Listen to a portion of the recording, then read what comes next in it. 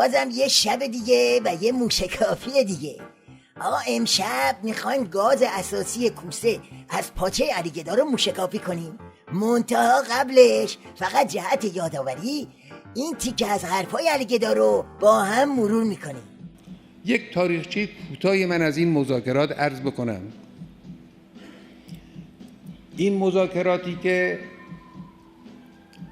در واقع فراتر از مذاکرات یک ما با 5+1 هست، مذاکره با آمریکایی هاست.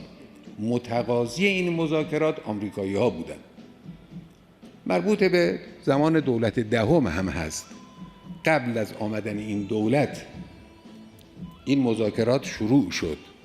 اونها درخواست کردند، واسطه‌ای قرار دادن. یکی از محترمین منطقه آمد اینجا با من ملاقات کرد، گفت که رئیس جمهور آمریکا با او تماس گرفته، از او خواهش کرده و گفته که ما می‌خواهیم مسئله هسته‌ای رو با ایران حل و فصل کنیم و تحریم‌ها رو هم می‌خواهیم برداریم. هدف علیگدا از این روزخونی این بود که قواله مذاکرات رو به اسم خودش بزنه و تو دوره پسا زرخوری جلوی دم در آوردن کوسه رو بگیره. اما حالا حرفای جدید اکبر کوسه رو بشنوید که چطوری شیرجه زده وسط حوض علیگدا و بانک عظما رو رتته.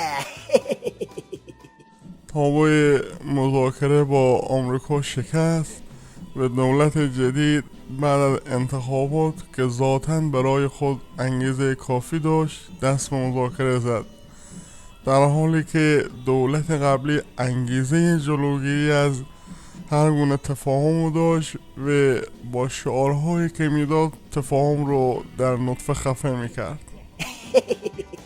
میگه سید علیگدا بی خود واسه خودت سابقه زهرخوری نتراش. همه چی با من و دنب نامبارکم یعنی شیخ فری شروع شد. زهرخوری هم کار ما بود. واسه همینم الان وقتشه که از رو گیلیم ولایت بلند شی و جا رو واسه تخت اکبر شاهی وا کنی. نیاز اساسی کشور تحول است.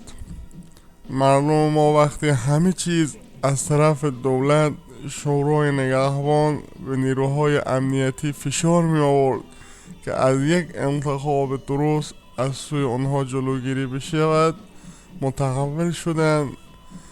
جمله رهبر انقلاب درباره حق و ناس بودن رأی مردم یک نهیبی به برخی مسئولان زد و با اینکه توانستند در یک مرحله راه مردم رو سد کنند، ولی در مرحله بعد ناباورانه خواسته مردم به نتیجه رسید.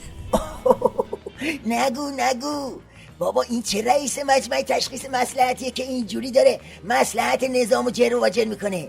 میگه دولت و شورای نگهبان و نیروهای امنیتی دست علیگدا بود اما نتونست جلوی من و شیخ فری رو بگیره. یه بار از در بیرونم کردن اما با شیخ فری از پنجره اومدیم تو. حالا هم خط منه، خط زهرخوری و چسبیدن به غربه.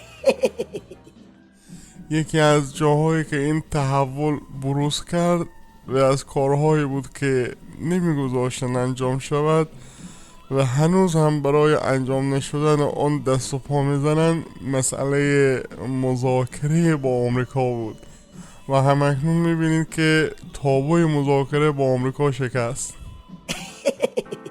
آقا دیگه جفتک پرونی از این تابلوتر، پاچگیری از این بالاتر. کم مونده این اکبر کوسه بره در بیت ولایت و حمامه رو از کله علیگدا برداره طرف و پهن زمینی کنه. این یعنی چی؟ معنیش اینه که قضیه خیلی بیخ پیدا کرده. معنیش اینه که تو نظام بکشه، هرچی این نظام آشلاشتر و تیکه پاره تر بشه دست موشکافم پرتر و دلش خنکتر میشه. پس بذاری همدیگر رو قیمه کنن، اوضاع از هر طرف که به چرخه برندش ماییم.